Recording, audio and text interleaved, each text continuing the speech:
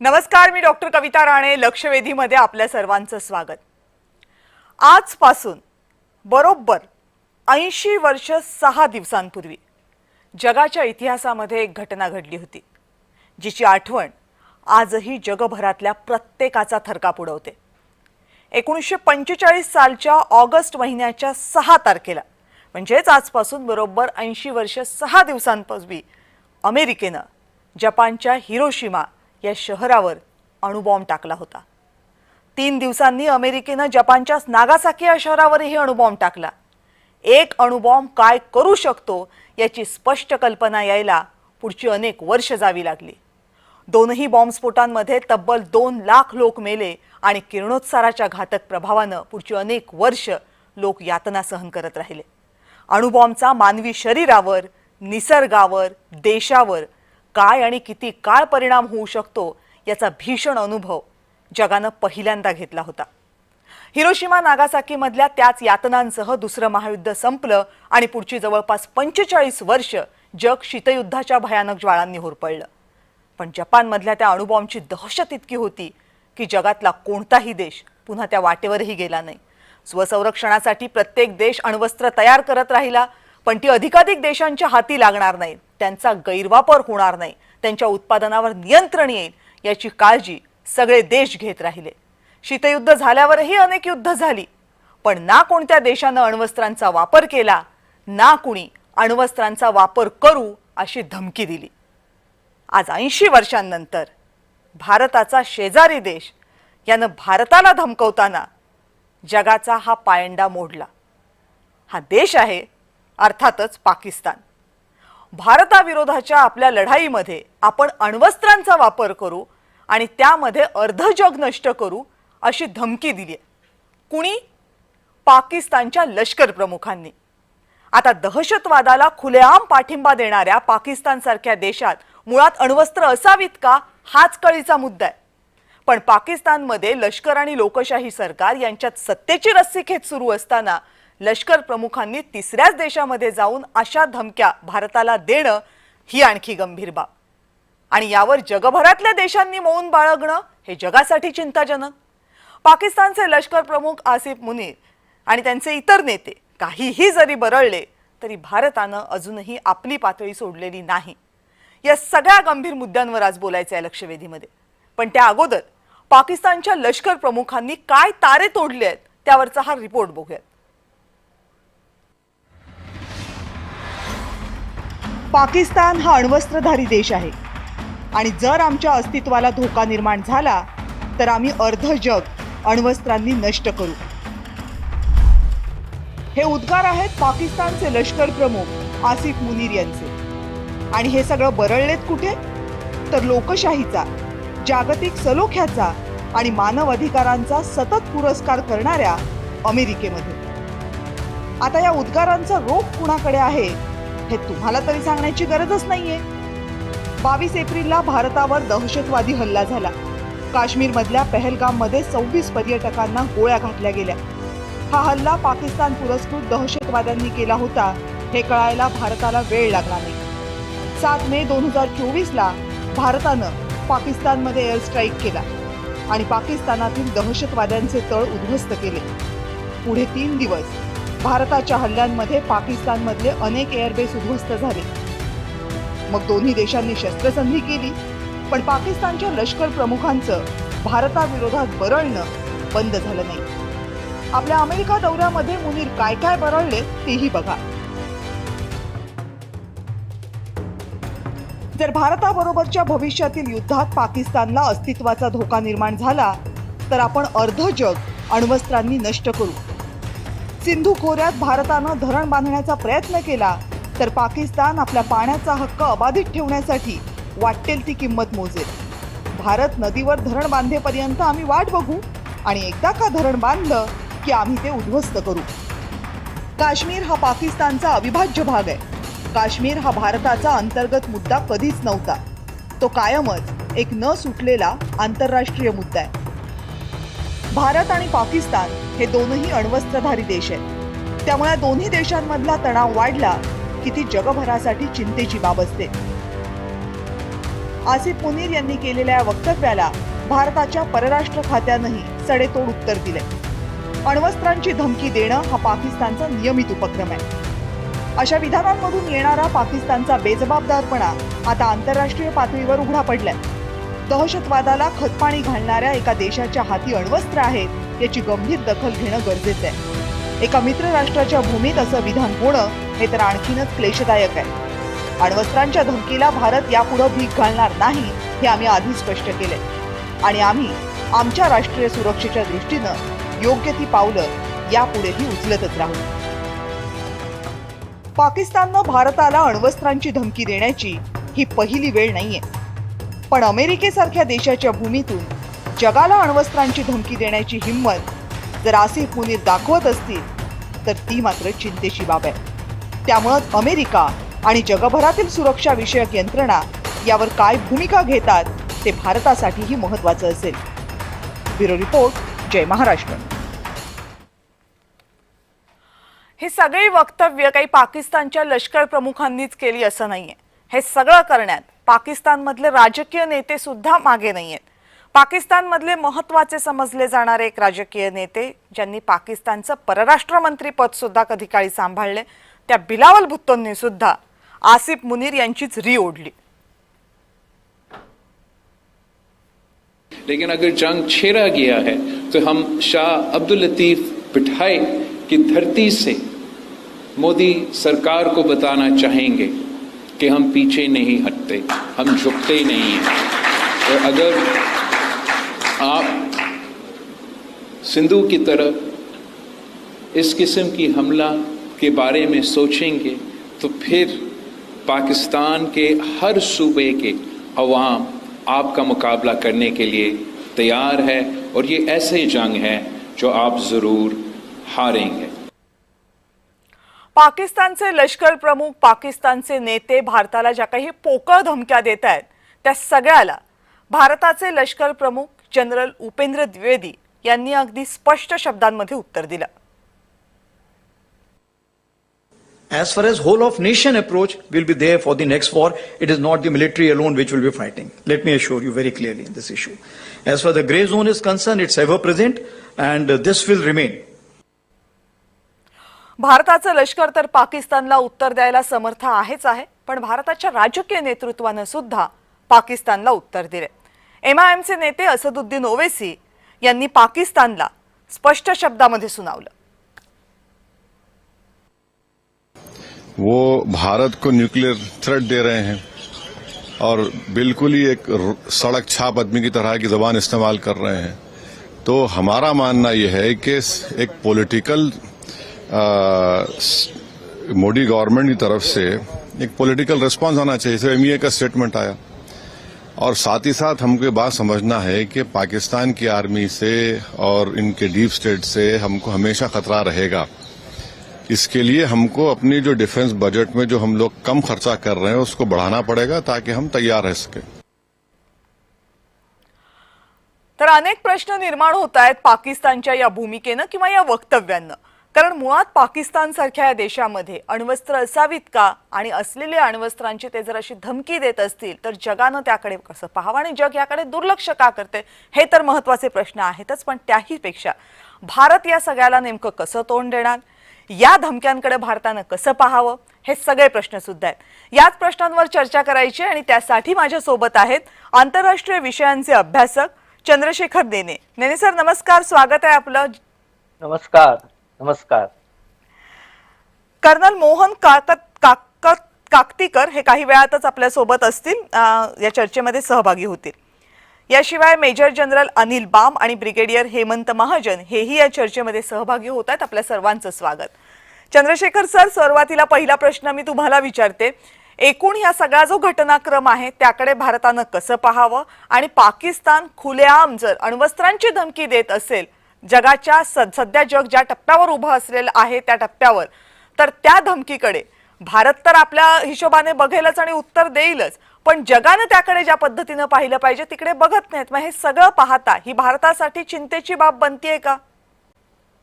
आता मी याचं उत्तर एका वेगळ्या पद्धतीने देतो. हम्म. पंचतंत्रामध्ये एक फार सुंदर गोष्ट होती हा. की एक कोकरू एका कड्यावरती बसलेलं असतं हम्म. आणि खालनं जो सिंह चाललेला असतो त्या सिंहावरती ते मोठ्याने ओरडून शिव्या देत असतं. तो सिंह त्याला सांगतो की ही शिवी तू नाही देतेस, ज्या कड्यावर तू बसलायस तो कडा देतोय. असाच प्रकार थोडासा या आसिफ मुनीरनी त्यांनी जो ट्रम्पच्या मांडीवर बसून आपल्याला जो धमक्या देतोय, तर महत्वाची गोष्ट अशी आहे की ट्रम्पला त्याच्यावरती काय वाटतंय. आसिफ मुनीर हा अगदी निग्लिजिबल माणूस आहे. तो इतका थर्ड रेट मनुष्य आहे. कुठल्याही देशामध्ये हारलेल्या जनरलला डिमोट करतात. पाकिस्तान हा एकमेव देश आहे जिथे हारलेल्या जनरलला प्रमोट करण्यात येतं. पाकिस्तानचे 2 फील्ड मार्शल होते. पाकिस्तानने एकही युद्ध कधीही जिंकलेलं नाहीये, हो. तरी त्यांच्याकडे फील्ड मार्शल असतात. अत्यंत युजलेस लोक आहेत. युद्धात जिंकायचं नसतं, फक्त मेडल्स मिळवायचे असतात. तर अशा या माणसाने जी धमकी दिली त्यातलं आणखीन एक लक्षात ठेवण्यासारखी गोष्ट की पाकिस्तानचा अण्वस्त्र साठा किराणा हिलमध्ये आपण केव्हाच नेस्तनाबूत केलाय. त्यांचं जे अण्वस्त्र कमांड सेंटर होतं नूरखान एअरबेसवर रावळपिंडीच्या जवळ, रावळपिंडीपासून 10 किलोमीटरवर आहे नूरखान एअरबेस, ते संपूर्ण आपण उद्ध्वस्त केलंय. आणि त्यानंतर ज्या गतीने अमेरिकनांच्या थवेच्या थवे तिथे आले मदत करायला, त्यावरनं नक्की होतं की अण्वस्त्र खरं अमेरिकेचीच होती. खरं म्हणजे आपली चूक आहे की जो पाकिस्तान एक सुई बनवू शकत नाही तो अणुबॉम्ब बनवेल असं आपण समजलो, ही आपली चूक आहे. ते सगळं भाड्याचा कार्यक्रम येतो, त्यांच्याकडे काहीही नाहीये. आणि आत्ताच्या घडीला तरी ती अण्वस्त्र आयदर वापरता येत नाहीये किंवा वापरता येत असली तर अमेरिकेने त्याच्यावर कुलूप लावलंय. हा सगळा ट्रम्प यांचा डाव आहे. भारताने त्यांना फेवरेबल टर्म्स वरती ट्रेड डील वरती सही करावी म्हणून. कारण ट्रम्पला आता या महिन्यामध्ये, नाही हे महत्वाचं आहे, लोकांना कळत नाही हे बरेचदा, ट्रम्पला $7 लाख कोटी व्याज भरायचं आहे. अमेरिकन सरकारने जे अफाट कर्ज काढलंय त्या कर्जाच्या व्याजाचा हप्ता आता येऊ घातलाय. आता ते कुठनं तरी आणायचे त्याला, म्हणून हे टेरिफ बिरीफचे सगळे ड्रामे चालले. हे आपण लक्षात घेतलं पाहिजे. हा महत्व म्हणजे 2-3 गोष्टींना तुम्ही स्पर्श केलेला आहे. मुळात असलेली अण्वस्त्र याच्याबरोबर उपस्थित झालेली शंका, आणि दुसरीकडे की आत्ता जर, कारण जगभरात जेव्हा गोष्टी घडत असतात तेव्हा त्यांच्याकडे फक्त भौगोलिक दृष्टीतनं पाहता येत नाही, त्याला टाइम स्केलवर पण पाहावं लागतं की कुठल्या वेळी कोणतं विधान होतंय. त्यामुळे आत्ता जर पाकिस्तानचे लष्कर प्रमुख अमेरिकेमध्ये जाऊन हे इतकं बाष्कळ विधान करण्याचा हिम्मत करत असतील तर त्याला अर्थातच अमेरिकेचा पाठिंबा आहे का हा सवाल आहे. आणि जर तो असेल तर तो का आहे, तर त्याला आजूबाजूच्या ज्या गोष्टी आहेत ज्याच्यामध्ये प्रामुख्याने आर्थिक मुद्दे आहेत त्या गोष्टींचा समावेश किंवा त्या गोष्टींचं कारण असण्याची शक्यता स्पष्टपणे दिसते आणि चंद्रशेखर सरांनी ती मांडलेली आहे. मेजर जनरल अनिल बाम आणि ब्रिगेडियर हेमंत महाजन सुद्धा आपल्या सोबत आहेत. आपण हेमंत महाजन सरांना विचारूयात. हेमंत महाजन सर, मुनीर यांच्या विधानाकडे भारतानं मुळात कसं पाहावं, दुर्लक्ष करावं, लक्ष द्यावं? आपण हवेत अणुबॉम्ब टाकू शकतो, म्हणजे फायटर एअरक्राफ्टच्या मदतीने आपण जमिनीवरून येणाऱ्या मिसाईल्सच्या मदतीने अणुबॉम्ब पाठवू शकतो. जसं ब्रह्मोस वगैरे मिसाईल्स आहेत. आपण समुद्रातल्या मिसाईल्सचा वापर करून अणुबॉम्बचा मारा करू शकतो पाकिस्तानवरती. आणि एवढंच नव्हे तर सबमरीन लॉन्च्ड बॅलिस्टिक मिसाईल्स ही सुद्धा आपल्याकडे आहेत. तर याच्यामुळे पाकिस्तानच्या कुठल्याही मिसाईल्सचा जर अणुयुद्ध झालं तर त्याचा आपण मुकाबला करू शकतो. परंतु अणुयुद्ध हे होणार नाही याच्याविषयी कोणाच्या मनावर शंका नको. शेवटचं अणुयुद्ध 1944 साली झालं होतं, त्यानंतर पुन्हा झालेलं नाही आहे. तर त्याच्यामुळे पाकिस्तानी फील्ड मार्शलच्या या विधानाकडे आपण पूर्णपणे दुर्लक्ष हे केलं पाहिजे. बरं, म्हणजे तुमच्या मते अमेरिकेमध्ये जाऊन जरी त्यांनी हे वक्तव्य केलं असेल तरी आपण त्याच्याकडे दुर्लक्ष केलं पाहिजे. आता प्रश्न अनिल बाम सर तुमच्यासाठी आहे की एकतर आसिफ मुनीर यांनी हे वक्तव्य केलं, एरवी पाकिस्तानमधनं तर ते बरळतच असतात, एकामागोमाग एक वक्तव्य त्यांची येतच असतात. कधी लष्करातली लोक करत असतात, कधी त्यांच्या सत्तेतली लोक करत असतात, कधी विरोधातली लोक करत असतात. त्याच्याकडे भारत कधी लक्ष देतं, कधी गरज असेल तर त्याचं उत्तर देतं. पण आता आसिफ मुनीर हे पाकिस्तानमध्ये जातात, म्हणजे मुळात भारत आणि पाकिस्तान मधला तणाव झाल्यानंतर ते 2 वेळा अमेरिकेमध्ये गेले. त्यातल्या एका वेळेला तर अमेरिकन राष्ट्राध्यक्षांबरोबर ते जेवले, तिथे कार्यक्रम खास त्यांच्यासाठी ठेवले होते. पुन्हा दुसऱ्यांदा गेलेले आहेत महिनाभराच्या कालावधीमध्ये, आणि तिथे जाऊन ते म्हणतात की भारतानं आमच्या अस्तित्वाला धोका निर्माण केला तर आम्ही अण्वस्त्र वापरू. बरं, अर्ध्या जगाला संपवण्याची धमकी देतात. हे वक्तव्य तिथून करण्याची ही हिंमत कुठून आली? का त्यांना वाटलं की हे वक्तव्य आपण इथून सहज करू शकतो?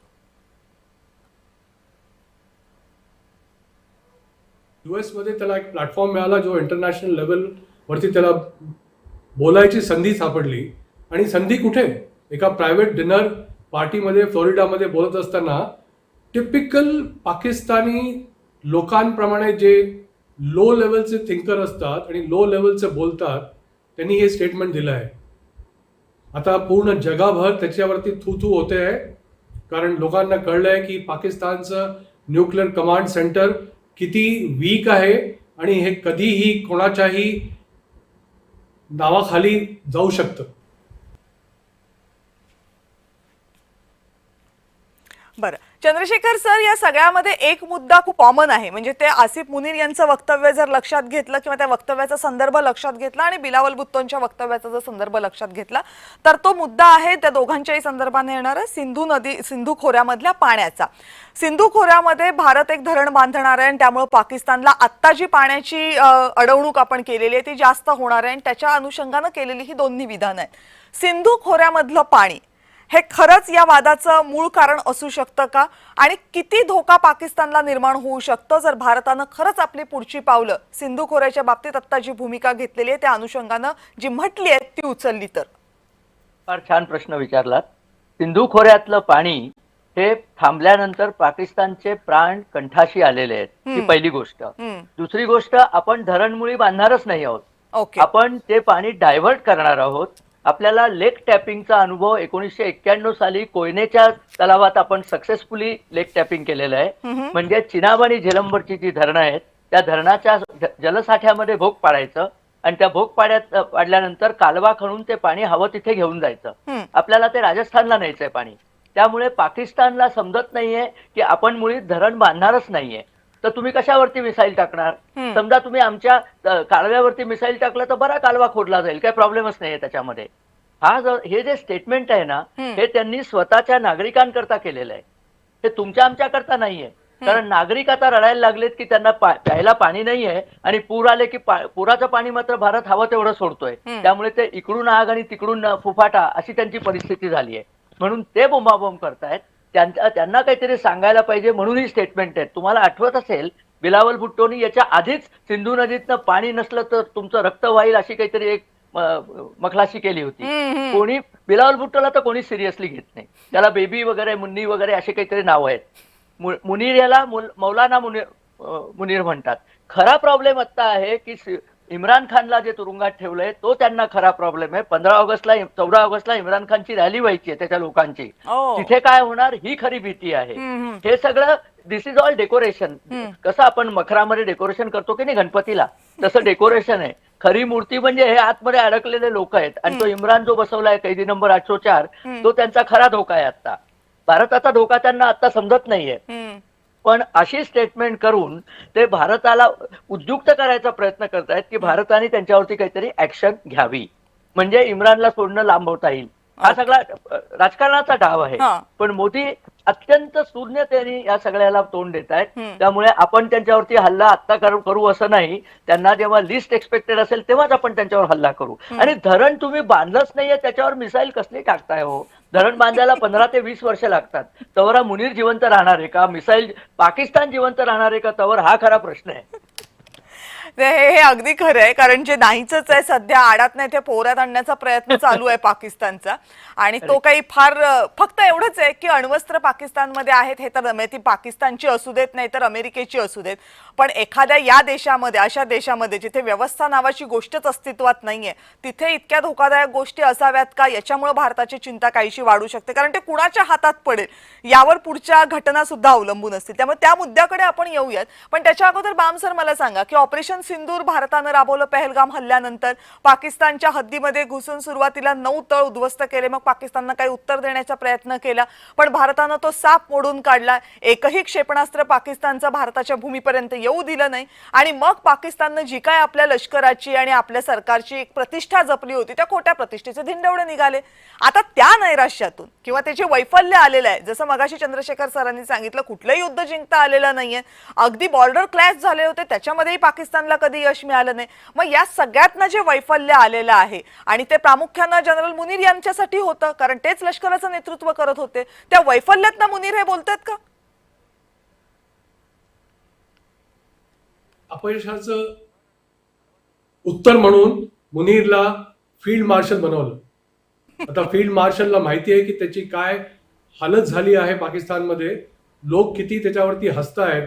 म्हणून आता त्याला काही गत्यंतर नाही की ऑपरेशन सिंदूरला दाखवणं की कसं पाकिस्तान ऑपरेशन सिंदूर जिंकलंय. आणि लेटेस्ट असं कळलं आहे की पाकिस्तानच्या एज्युकेशनल करिक्युलममध्ये ऑलरेडी वेगवेगळ्या कहाणी आणि पुढे आर्टिकल्स छपले आहेत आपल्या तिथल्या लोकांना शिकवायला.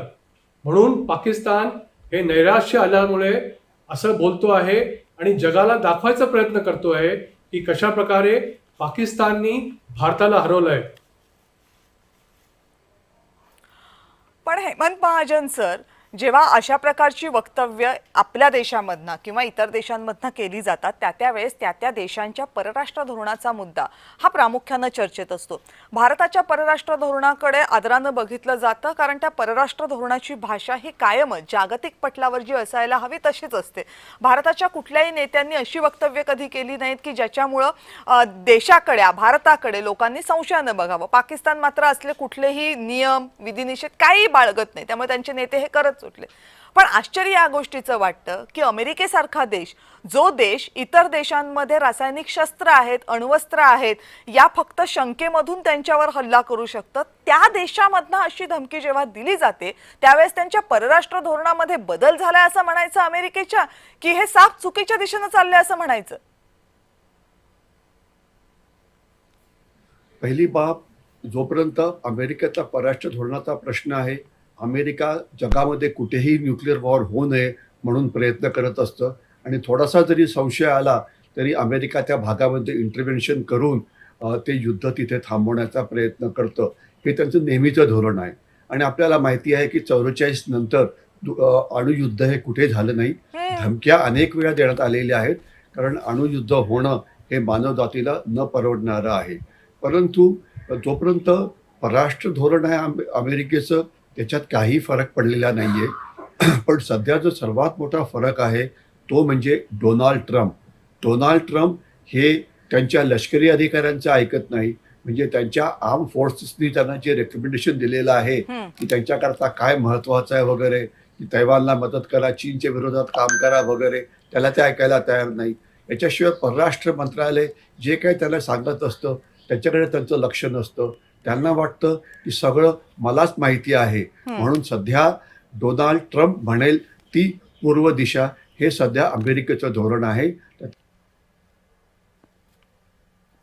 आणि अनिल वाम सर, आणखीन एक प्रश्न मला तुम्हाला विचारावा लागेल की मगाशी चंद्रशेखर सरांनी त्याचा उल्लेख सुद्धा केला होता आणि तो प्रामुख्यानं होता की जे टॅरिफ वॉर सध्या भारत आणि अमेरिकेमध्ये सुरू आहे, अर्थात ते फक्त भारत आणि अमेरिकेमध्ये नाही आहे, जगभरातल्या अनेक देशांशी एकाच वेळेला डोनाल्ड ट्रम्प हे युद्ध करतायत आणि अनेक देश आपापल्या परीनं त्याच्यावर मार्ग काढण्याचा प्रयत्न करतात, भारतही करतो आहे.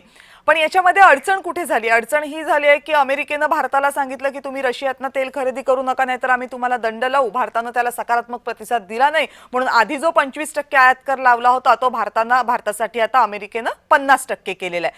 त्याचे अनेक परिणाम होणार आहेत. ते भारताच्या अर्थव्यवस्थेवर जसे होणार आहेत तसं ते अमेरिकेच्या अर्थव्यवस्थेवर पण होणार आहेत.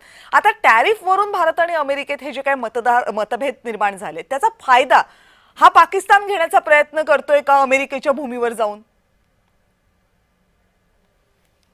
पाकिस्तानला एक अपॉर्च्युनिटी दिसते की जर का भारत आणि US एकमेकापासून दूर चालले आहेत, कारण काहीही असो, ह्याचा फायदा आपण पूर्णपणे घेतला पाहिजे. पाकिस्तान एक खूप धूर्त देश आहे, असा राष्ट्र आहे की जो पाहत असतो की कशा प्रकारे आपल्याला फायदा होईल, स्पेशली अशा ठिकाणी जिथे भारताला नुकसान होईल. त्याच्यामुळे आताची सिच्युएशन पाहता पाकिस्तान पूर्ण प्रयत्न करतोय की कशा प्रकारे पाकिस्तान अमेरिकेच्या जवळीक जाईल, जी की खूप दुरावला गेला होता. कारण त्याचं जे वैमनस्य आहे, इराणशी त्याचं दोस्ती आहे, चायनाशी त्याची दोस्ती आहे, जिथे US ला पटत नाही. बरं, आणि आता कर्नल मोहन काकतीकर सुद्धा आपल्या सोबत या चर्चेमध्ये सहभागी होत आहेत. काकतीकर सर नमस्कार, स्वागत आहे आपलं. नमस्कार.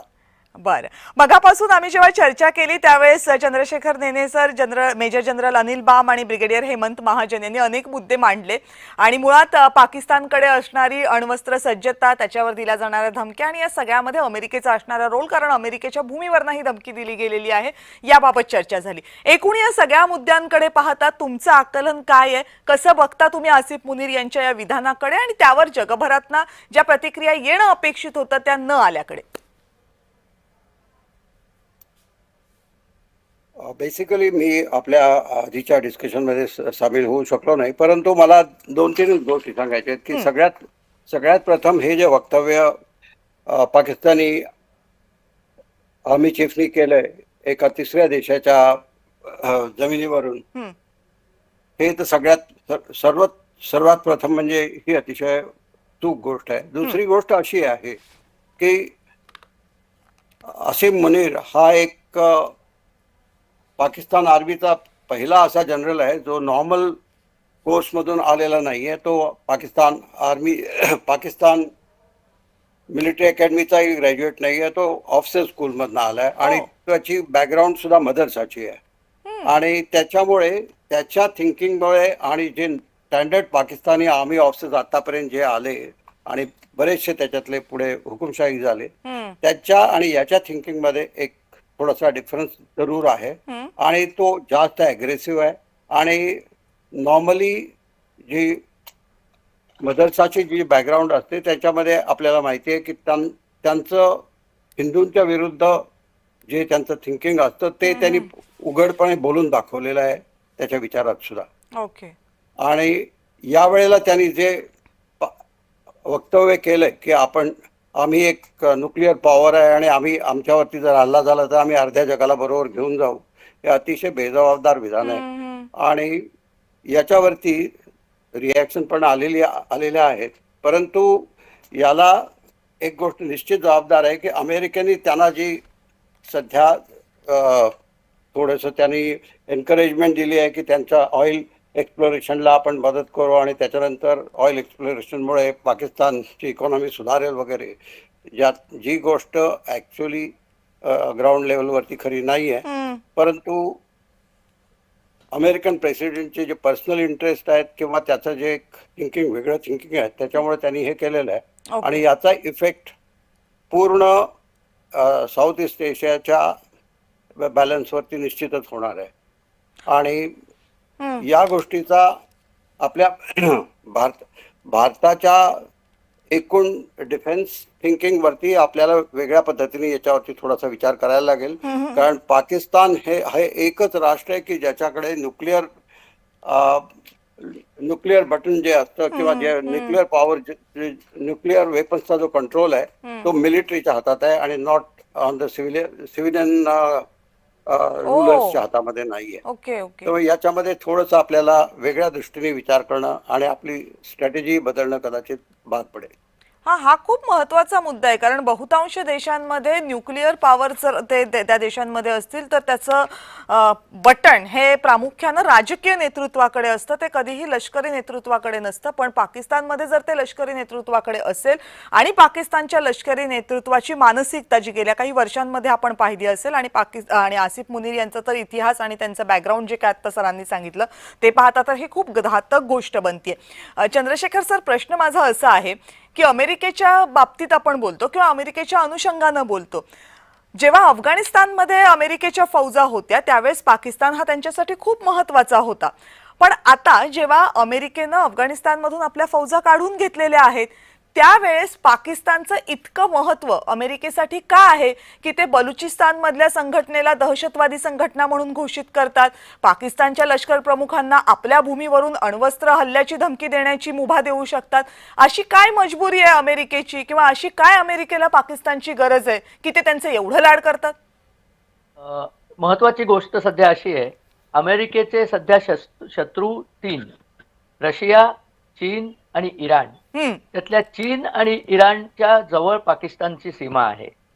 पाकिस्तान इराणला केव्हाही धोका देऊ शकतो, कारण इराण हा शिया देश आहे, पाकिस्तान हा सुन्नी देश आहे.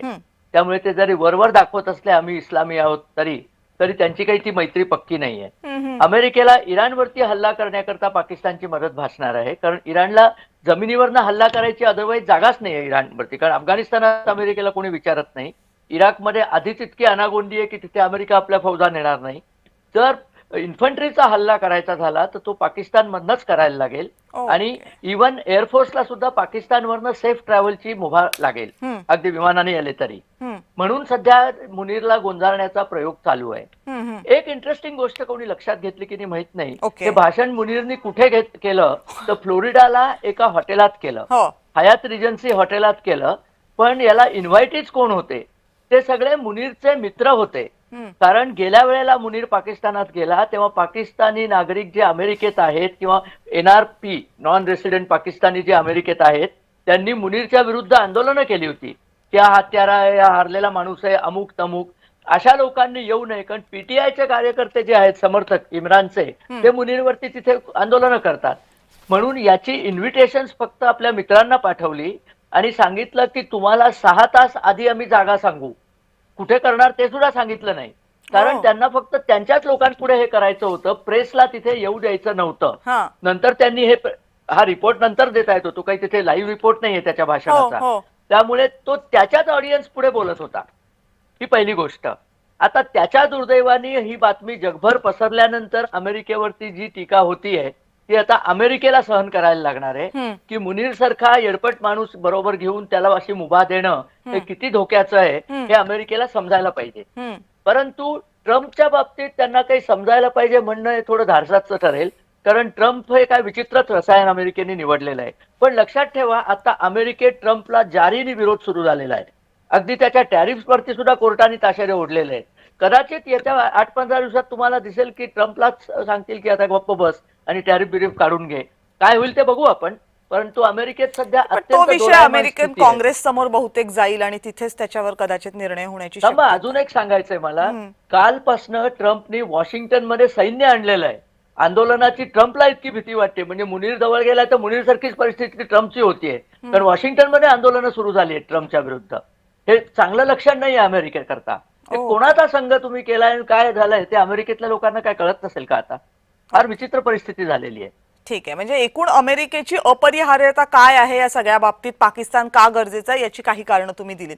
मोहन काकतीकर सर, मला एक सांगा की आता हे सगळं होत असताना जेव्हा इतर देश हे न्यूक्लिअर प्रोग्राम राबवत असतात, न्यूक्लिअर गोष्टी वापरत असतात, मग त्याचा वेगवेगळ्या गोष्टींसाठी एनर्जी तयार करण्यासाठी सुद्धा वापर होतो आणि अण्वस्त्र तयार करण्यासाठी सुद्धा वापर होतो, त्याच्यावर जगभरातून प्रचंड वॉच ठेवला जातो किंवा या बाबतीमध्ये कोण काय बोलतं यावर वॉच ठेवला जातो. मग पाकिस्तान सारख्या देशात लष्कर प्रमुख असणारा माणूस जर असं बोलत असेल तर मग या सगळ्या संस्था आहेत ज्या एरवी सगळ्या देशांवर एक वॉचडॉग म्हणून काम करत असतात, एक छडी घेऊन उभ्या असतात, त्या आता कुठे गेल्या? त्या का नाही बोलत?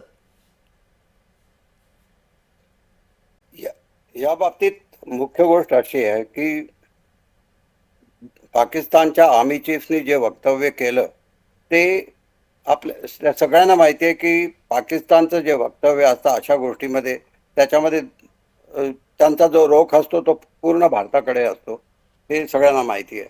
आणि त्या दृष्टीने जी पाश्चात्य देश आहेत त्यांना ते पाकिस्तानला खरं सांगायचं म्हणजे पाकिस्तानला इतकं महत्त्व ते देत नाहीत जितकं बाकी न्यूक्लिअर पॉवर्सना देतात.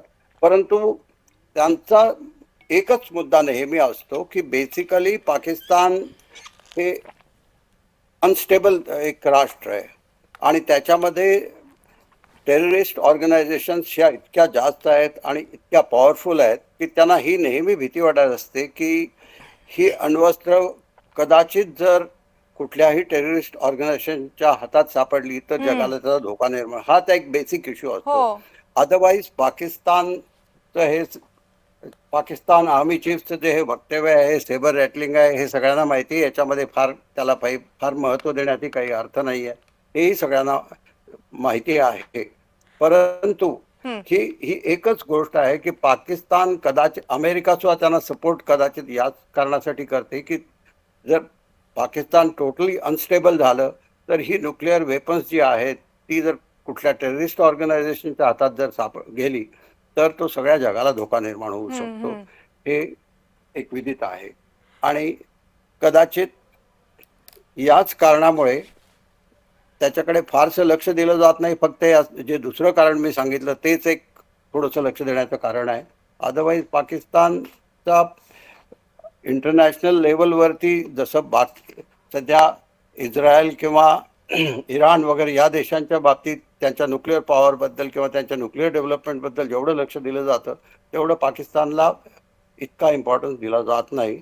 आणि याचं कारण हेच आहे, फक्त एवढंच आहे की त्यांची जी reputation as a irresponsible nation or as a unstable nation हा जगाला एक धोका निर्माण होऊ नाही, शकतो. पण हा सर एकच तुम्ही जे issue आहे म्हणताय ते basically. खूप खूप गंभीर आहे.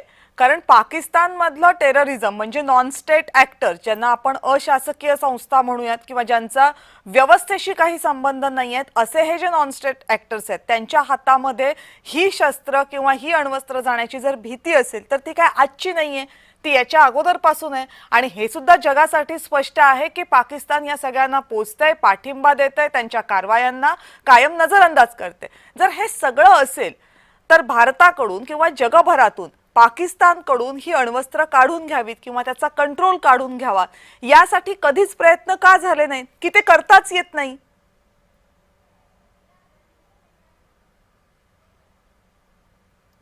हे आपण जे म्हणताय ते इतकं इझी नाही आहे. लॉजिकली बरोबर आहे, हा. परंतु कुठल्याही एका एक इंडिपेंडंट देशाकडून त्यांचे अण्वस्त्र काढून घेणं हे फार हे इझी नाही. आणि स्पेशली जर त्या देशाकडे अण्वस्त्र आहेत तर नॅचरली त्याचा तो धोका जो ओव्हरऑल निर्माण होतो त्या दृष्टीने त्यांना डिसआर्म करणं हे पॉसिबलच नाही आहे.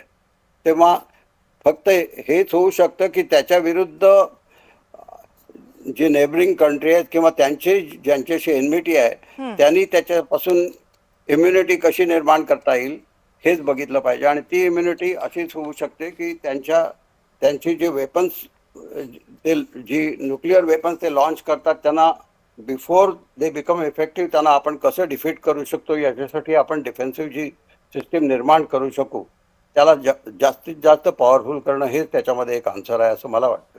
ओके, म्हणजे हा विषय खूप गंभीर आहे, त्याचं गांभीर्य सगळ्यांना आहे पण त्याचं उत्तर कुणाकडे नाहीये अशी आत्ताची परिस्थिती आहे. बाम सर, अण्वस्त्रांचा आता विषय सुरू आहे. पाकिस्तानमधल्या अण्वस्त्रांबद्दल आपण बोलतोय, त्याला असलेल्या धोक्याबद्दल आपण बोलतोय.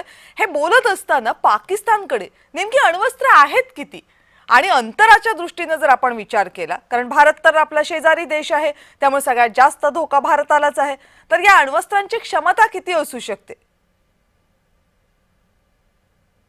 सर्वात जास्ती रशियाकडे आहे, जवळजवळ 5,450 न्यूक्लिअर वेपन्स आहेत. US कडे जवळजवळ 5,300 आहेत. भारत आणि पाकिस्तानचं जर का कंपॅरिझन केलं तर भारताकडे जवळजवळ 180 अण्वस्त्र वेपन्स आहेत आणि पाकिस्तानकडे 170 आहेत. पण पाकिस्तानची मारक क्षमता जी आहे ती फार कुमकुमत आहे. त्यांचं लेवल फार कमी आहे. ते मॅक्सिमम शॉर्ट रेंज किंवा मीडियम रेंज वरती न्यूक्लिअर वेपन्स वापरू शकतात. भारताची जी क्षमता आहे ती लॉंग रेंज इंटरकॉन्टिनेंटल बॅलिस्टिक मिसाईलच्या बरोबर आपण न्यूक्लिअर वेपन्स वापरू शकतो.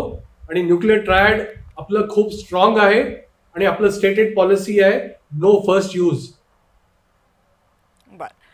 आणि आपण हेमंत महाजन सरांना आता एक प्रश्न विचारूयात. हेमंत महाजन सर, पाकिस्तानची विधानं करणं ही काही आजची नाहीये. म्हणजे जेव्हा जेव्हा भारत आणि पाकिस्तानच्या बद्दल बोललं जातं त्यावेळेस असली बेछूट विधानं करणं ही पाकिस्तानची सवय राहिलेली आहे. पण दरवेळेस मग ते पाकिस्तानचे लष्करातले अधिकारी असू देत किंवा मग पाकिस्तानचे नेते असू देत, विधानं असली करतात, बऱ्याच वेळेला आंतरराष्ट्रीय पटलावर करतात आणि मग ते सुटून जातात. कायम हे असे सुटून कसे जातात? आणि ही अशी चिथावणीखोर वक्तव्य करणाऱ्या या देशांना बाकीच्या देशांचा काहीच धाक राहिलेला नाहीये. सध्या जे एक तत्व मोठ्या प्रमाणात वापरलं जात आहे ते म्हणजे जिसकी लाठी उसकी भैंस. पुन्हा सांगतो, जिसकी लाठी उसकी भैंस. म्हणजे आपण जर आता सगळे जगात बघितलं तर जरी तुमच्याकडे जरी 2-3 हजार जरी माणसं असतील ज्यांच्या हातात शस्त्र असतील, तुमच्याकडे 100 ड्रोन्स असतील किंवा तुमच्याकडे 15-20 क्षेपणास्त्र असतील तर एवढ्या ताकदीवरती तुम्ही जगाला वेठीस धरू शकता. उदाहरणार्थ आपण जर बघितलं, हुथी नावाचा एक गट आहे येमेनमधला, त्या गटाकडे फार कमी ड्रोन्स आहेत 3-4 हजारून त्यांची संख्या नाही आहे आणि फार तर काही त्यांच्याकडे मिसाईल्स असतील असं वाटतं. परंतु केवळ त्यांच्याकडे काय आहे याच्या भीतीमुळे हुतीनी सगळ्या जगाला जो रेड सी म्हणजे लाल समुद्रातनं जाण्याचा वाया सुएझ कॅनॉल जो मार्ग होता तो थांबवला आहे. आणि त्याची शक्ती काय, तर काही ड्रोन्स, काही मिसाईल्स आणि 2-3 हजार रिबेल्स. आपण जर हिजबुल्लाचं बघितलं तर त्यांचं पण तेच होतं. त्यांनी युद्ध सुरू केलं तर एक 10-15 हजाराच्याहून जास्त संख्या नव्हती. काही क्षेपणास्त्र होती, काही मिसाईल्स, काही ड्रोन्स होती. हमासचं पण तेच, की त्यांच्याकडे सुद्धा काही फारशी ताकद नव्हती. याच्याशिवाय हे 3 गट तर आपल्याला चांगल्या ओळखीचे आहेत आपल्या. परंतु जो आफ्रिकेचा किनारा आहे तिथे समुद्री चाचे म्हणजे सोमाली पायरट्स आहेत. त्यांची ताकद किती आहे? सोमाली नावाच्या देशावरती कोणाचंच नियंत्रण नाहीये. अमेरिका तिथे गेली त्यांना मारण्याकरता आणि तिथे स्वतः मार खाऊन परत आली. बरं चंद्रशेखर सर, आता प्रश्न आहे भारताचा. भारत कायम पाकिस्तानला उत्तर देत आलेला आहे आणि आपल्या पद्धतीनं जगाच्या पटलावर उत्तर देण्याची जी परिस्थिती, जी पद्धत असते त्या पद्धतीनं अत्यंत प्रोफेशनल, सोफिस्टिकेटेड ज्याला आपण म्हणू शकू, अशा पद्धतीनं भारताची उत्तर, मग ती उत्तरं कुणी दिली जातात, कोणत्या भाषेमध्ये दिली जातात आणि त्यामधली भूमिका ही संयतपणाची असते की नाही हे कायम जगाच्या पटलावर बघितलं जातं आणि भारताची उत्तरं बघितलं ते कायम त्याच्यावर 100% खरी उतरतात. आता हे सगळं जरी असलं तरी जेव्हा अशा प्रकारची वक्तव्य येतात पाकिस्तानच्या लष्करी अधिकाऱ्यांकडनं, जी म्हणायला गेलं तर आपल्याकडे अधिकृत त्याच्याबद्दल काही नाहीये, पण त्याच्याकडे लक्ष देणं गरजेचं असतं आणि मग भारताला उत्तर देणं सुद्धा गरजेचं असतं. तर भारताची जी ही उत्तर देण्याची प्रक्रिया आहे त्याच्याबद्दल तुम्हाला काय वाटतं? ही योग्य आहे की भारतानं अजून थोडीशी कणखर भूमिका, अजून थोडीशी कडक भाषा वापरायला हवी?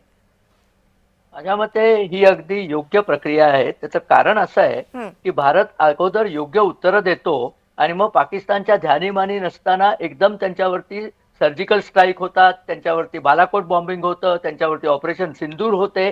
आपलं उत्तर हे शस्त्रांनी दिलेलं आहे आणि ते उत्तर जास्त इफेक्टिव्ह आहे. कुत्र्याला ओरडून कुत्र्यावरती परिणाम होत नाही, त्याला लाथा घातल्या की कुत्रा पळतो. पाकिस्तान आणि कुत्रा ह्याच्यात काही फारसा फरक नाहीये. फक्त पाकिस्तान हा पाळीव कुत्रा अमेरिकेचा आहे आणि बाकी इतर जगावरती भुंकायला त्याला मोकळा सोडलेला आहे. पाकिस्तानची वृत्ती कशी असते याच्यावरती आता कर्नल काकतीकरांनी फार चांगलं उदाहरण दिलं आणि त्याची सिद्धता प्रत्यक्ष मुनीरनी त्या भाषणात दिली.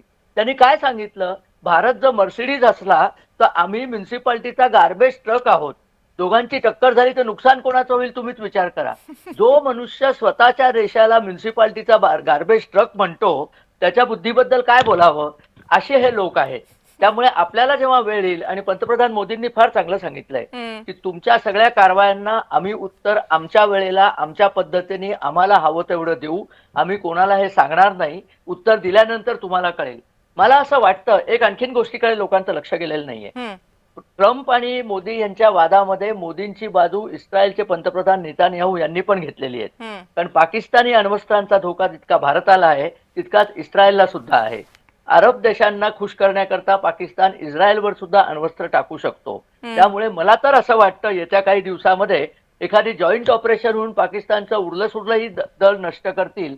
आता मगाशी महाजन सरांनी फार चांगलं सांगितलं की अण्वस्त्र असली तरी ती टाकण्याची पद्धत लागते ना. आपल्याकडे ट्रायड आहे, आपण पाणबुडीतनं टाकू शकतो, जहाजातनं, विमानातनं, जमिनीवरनं, मोबाईल लॉन्चरवरनं, सगळ्या पद्धतीने टाकू शकतो. पाकिस्तानकडे फक्त विमानाने टाकण्याची परिस्थिती होती, आपण त्यांचे एअरपोर्टच उडवून टाकलेत आणि त्यांची F-16 पण उडवली आहेत. टाकतील कसे ते? काय त्या गार्बेज ट्रक मधनं आणून टाकणार आहेत का? बोलायच्या गोष्टी खूप असतात. आपली जी तयारी चालली आहे पण चायना करते की त्यांना मदत? जरा काही त्यांचं दुखलं खुपलं की चायना आहेच की त्यांना मदत? थांब आता तर फारच मजा झाली आहे.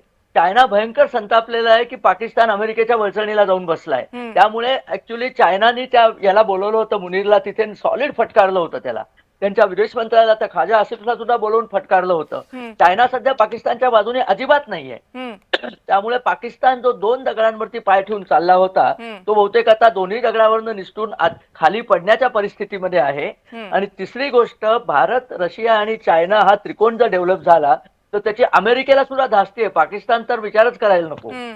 आणि ते पण होऊ घातलेलं आहे. आपण ते बघतोय. पंतप्रधान मोदी आता शी जिनपिंगला भेटायला जाणार आहेत, पुतीन भारतात येणार आहेत.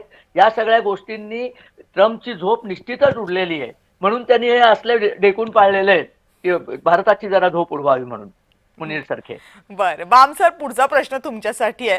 खरं तर ज्या बडबडीबद्दल आपण आसिफ मुनीर यांच्या बोलतो त्याची भारताला सवयही झालेली आहे आणि मगाशी मी म्हटलं त्याप्रमाणे भारत वेळोवेळी गरज असेल तिथे योग्य त्या भाषेमध्ये उत्तरही देतं.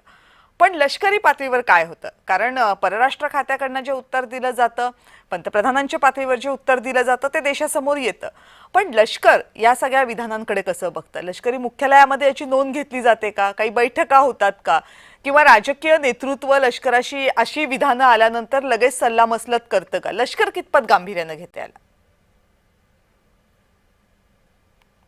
सैन्यामध्ये प्रत्येक कंट्रीचा डेस्क असतो. China desk, Pakistan desk, south Korea, north Korea, US आणि जितके पण देश आहेत त्यांच्या किती घडामोडी होत आहेत, त्यांचं काय प्रोग्रेस चालू आहे, तिथे काय बोललं जातं, तिथे काय ऐकलं जातं, ह्याच्याबद्दल डिस्कशन होतात. ऑप्स रूम मध्ये ब्रीफिंग होतात, पण ऍज अ रिॲक्शन म्हणून लगेच बैठकी नाही होत. ऍज अ रिॲक्शन म्हणून पॅनिक होत नाही. राष्ट्रीय क्षेत्रामध्ये रेग्युलर ब्रीफिंग्स होतात. रक्षा मंत्रींना तिन्ही चीफ ब्रीफ करतात, त्यांचं फ्रिक्वेन्सी ठरलेली असते आणि जर का इमर्जन्सी असेल कुठल्याही कारणास्तव तेव्हा स्पेशल मीटिंग बोलवल्या जातात. आणि हेमंत सर, असं आहे की पाकिस्तानचं लष्करी नेतृत्व आणि पाकिस्तानचं राजकीय नेतृत्व यांचा कार्यकाळ नेमका किती असेल आणि कोण कोणाच्या खुर्चीवर कधी जाऊन बसेल याच्याबद्दलही कधी काही सांगता येत नाही. आता हे जे मुनीर आहेत ते आणखीन किती काळ या पदावर राहतील असं तुम्हाला वाटतं? कारण हे जेव्हा भारत आणि पाकिस्तानमध्ये क्लॅश झाला होता त्यावेळेस तर असं वाटत होतं ऑपरेशन सिंदूर नंतर की या मुनीर यांचे फार काही दिवस या पदावर राहिले तसं वाटत नाही, पण त्याच्यानंतर तर अमेरिकेने त्यांना चांगलाच पाठिंबा दिला. पण सध्याची सगळी परिस्थिती बघताय किती दिवस राहतील त्या पदावर, की याच्याही पुढे त्यांची वर्णी लागू शकते? जनरल मुनीर यांचा जो कार्यकाल आहे तो सध्याच्या कायद्याप्रमाणे 2027 पर्यंत आहे. परंतु पाकिस्तानमध्ये सुद्धा लष्कर म्हणेल तो कायदा असतो, त्यामुळे नेमकं काय होईल हे कोणाला सांगता येत नाही. सध्या पाकिस्तानमध्ये आपण बघितलं असेल तर अनेक दिवसापासून त्यांचे जे पंतप्रधान आहेत शहबाज शरीफ त्यांचा आवाज ऐकू येत नाहीये, त्यांचे जे फॉरेन मिनिस्टर होते त्यांचा आवाज ऐकू येत नाहीये, डिफेन्स मिनिस्टरचा आवाज ऐकू येत नाहीये. फक्त मुनीर यांची उदो ही केली जाते आहे. त्याच्यामुळे अशी एक शक्यता निर्माण झालेली आहे की मुनीर यांची इच्छा आहे की त्यांनी राष्ट्रपती बनावं आणि पाकिस्तानच्या जीवनामध्ये एक मोठा प्रवेश करावा. तर हे होईल की नाही हे अर्थात पाकिस्तानची जनता ठरवेल.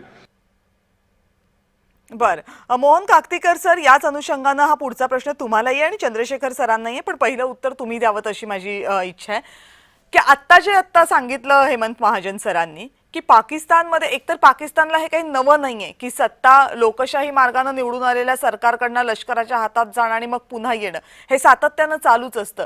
पण ज्या देशामध्ये हे होत असतं त्या देशाची व्यवस्था ही त्यांच्या नागरिकांसाठी जितकी त्रासदायक असते तशी ती इतर देशांसाठी आणि प्रामुख्यानं आजूबाजूला ज्यांच्याबरोबर तो देश बॉर्डर शेअर करतो त्यांच्यासाठी ही घातक बनते. कारण मग या देशाशी डील करायचं तर नेमकं कसं, या देशाच्या व्यवस्था नेमक्या कुणाच्या हातात असतील याची काहीच कल्पना नसते. आता जेव्हा पाकिस्तान मध्ये ही परिस्थिती आहे आणि जनरल मुनीर यांना अनपेक्षित असं मोठं वर्तुळ मिळते किंवा त्यांना बोलण्यासाठी मोठं व्यासपीठ मिळते असं जेव्हा दिसतं त्यावेळेस पाकिस्तानची जी पुढची व्यवस्था असेल ती नेमकी कुणाच्या हातात असू शकते? मुनीर यांच्या हातात असेल की लोकशाही मार्गाने जे सरकार निवडून आलेलं आहे त्यांच्या हातात राहण्याची शक्यता दिसतेय? बेसिकली आपण जर हा जो टोटल सीन बघितला तर पाकिस्तानची इकॉनॉमिक कंडिशन इतकी वाईट होती आणि जनरल पब्लिक अत्यंत नाखुश होती. शिवाय जो इम्रान खानचा जो पक्ष निवडून आला असता किंवा आला होता त्याला त्यांनी सत्तेवर यायला दिलं नाही. अशा परिस्थितीत आणखीन बलुचिस्तानमध्ये सुद्धा परिस्थिती वाईट होती. इवन पाकिस्तानमध्ये जनरल सिच्युएशन जी होती, law and order situation and terrorist conditions फार वाईट होत्या. आणि अशा वेळेला त्यांना आणि लोकांचं म्हणजे जनरल पब्लिकचं आर्मी बद्दलचं मत सुद्धा फार वाईट झालं होतं, कारण त्यांच्या कोर हेडक्वार्टर्स होती. जनरल पब्लिक लोकांनी हल्ला केला होता ही सगळ्यांना विदित आहे. अशा परिस्थितीत जी ऍक्शन त्यांनी पहलगाम मध्ये केली आणि त्याचा पुढचा परिणाम काय होईल याचा विचार त्यांनी केला आणि त्यांना कुठल्याही परिस्थितीत एक युद्धजनक परिस्थिती निर्माण करायची होती. कारण आपल्याला माहिती आहे जेव्हा युद्ध सुरू होतं तेव्हा कुठल्याही देशात सगळी जनरल पब्लिक असते ती आपल्या आर्म फोर्सेसच्या मागे उभी राहते. आणि बरोबर त्यांनी त्याचा फायदा असीम मुनीरनी बरोबर उचलला. ओके. आणि त्याच्यानंतर दुसरा फायदा त्यांनी जो उचलला की आपण आपल्या आर्म फोर्सेसना नॉर्मली जे आपण इन्फॉर्मेशन बाहेर देतो किंवा जी पब्लिक करतो त्याला आपल्याकडे नेहमी सिव्हिलियन रिस्ट्रिक्शन्स असतात आणि त्यांच्याकडूनच फायनल आपल्याला क्लिअरन्स मिळतो. ओके. परंतु पाकिस्तानमध्ये असं नसल्यामुळे त्यांनी जो खोटा प्रोपोगंडा केला की 5 एअरक्राफ्ट पाडवली आणि त्यांनी फार मोठा विजय मिळवला असा एक भ्रम जो जनरल पब्लिकमध्ये पाकिस्तानमध्ये निर्माण केला. आणि त्याचं जे एम होतं ते असीम मुनीरनी त्या पद्धतीने साध्य केलं. आणि एवढंच नाही पण त्यांनी स्वतःवरती फील्ड मार्शलची रँक त्यांनी कन्फर्म करून घेतली. आणि ते आणि हे युद्धानंतर सगळं काही त्यांनी साध्य दिवसातच, केलं. हे म्हणजे आणखीन कमाल होती. हो. आणि त्याच्या पुढची गोष्ट म्हणजे अशी आहे की परंतु ही जी परिस्थिती निर्माण झालेली आहे ही टेम्पररी आहे. कारण इकॉनॉमिक कंडिशन आणखीनही खराब होत चाललेली आहे. आणि त्याच्यात आणखीन एक मुद्दा सांगितला होता की पाकिस्तानचे माजी राष्ट्राध्यक्ष जे सध्या जेलमध्ये आहेत तो सुद्धा महत्वाचा मुद्दा आहे. कारण त्यांची पार्टी काय करते बाहेर याच्यावरही बऱ्याचशा गोष्टी अवलंबून असतील. चंद्रशेखर सर, मला वाटतं या प्रश्नाचं उत्तर मिळालेलं आहे. चर्चेची वेळ संपत आलेली आहे. शेवटचं मला तुम्हाला एवढंच विचारायचं आहे, 1945ला जगाने जी दृश्य जपानमध्ये बघितली त्यांची दाहकता आता इतकी कमी झालेली आहे की सहजपणे अण्वस्त्रांचा वापर करण्याच्या घोषणा दिल्या जाव्यात, धमक्या दिल्या जाव्यात आणि त्याच्याकडे जगानं जणू काही झालंच नाही इतक्या सहजपणे बघावं.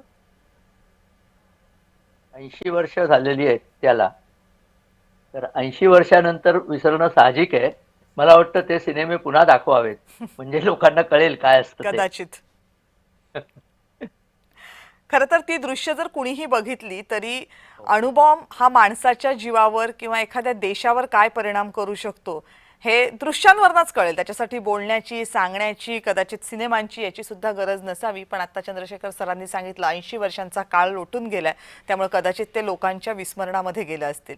पण विस्मरणामुळे मध्ये गेलं असलं तरी त्याची दाहकता किंवा त्याचा धोका कमी होत नाही. उलट गेल्या 80 वर्षात अण्वस्त्र जी आहेत, त्यांची जी शस्त्र तयार केलेली आहेत त्यांची तीव्रता कैक पटीनं वाढलेली आहे. त्यामुळे आता एखाद्या देशाने दुसऱ्या देशावर समजा अण्वस्त्रांचा हल्ला केलाच तर काय होऊ शकतं, म्हणजे आसिफ मुनीर जरी धमकी दिली, पोकळ धमकी म्हणून म्हणत असले तरी ते खरं आहे की अर्ध जग एका क्षणामध्ये नष्ट होऊ शकतं. या धमक्यांना म्हणूनच जगानं सिरियसली घेण्याची गरज आहे. भारतानं आपल्या परीनं उत्तर दिलेलंच आहे आणि भारताला आपला हा शेजारी काही बदलता येणार नाहीये. त्यामुळे भारत शांतपणे ही परिस्थिती हाताळतोय. पण आता ही जगाची सुद्धा जबाबदारी आहे की भारताला या लढाईमध्ये सहकार्य करावं. कारण ज्या देशामध्ये व्यवस्था अस्तित्वात नाहीये, ज्या देशामध्ये दहशतवादाला उघड पाठिंबा दिला जातो, ज्या देशामध्ये कधी लष्कर तर कधी लोकशाही सरकार असे सत्तेवर येत असतात, अशा देशामध्ये जर अण्वस्त्र असतील तर त्याचा धोका फक्त बाजूच्या देशांना नाहीये किंवा फक्त भारतासारख्या देशांना नाहीये ज्यांना ते धमकी देतात. तो धोका अख्ख्या जगाला आहे आणि तो जगाने ओळखण्याची गरज आहे. आसिफ मुनीर यांना अमेरिका जर आत्ता पाठिंबा देत असेल तर भविष्यात हा पाठिंबा किती महाग पडू शकतो याची फक्त कल्पना अमेरिकेनं करावी आणि मग कदाचित ते हे असं काही करायला धजावणार नाहीत. आपण सगळेजण या चर्चेमध्ये सहभागी झालात त्याबद्दल आपल्या सर्वांचे मनापासून आभार. आणि या विशेष चर्चेमध्ये आत्ता वेळ झाली आहे इथेच थांबण्याची. पाहत रहा जय महाराष्ट्र.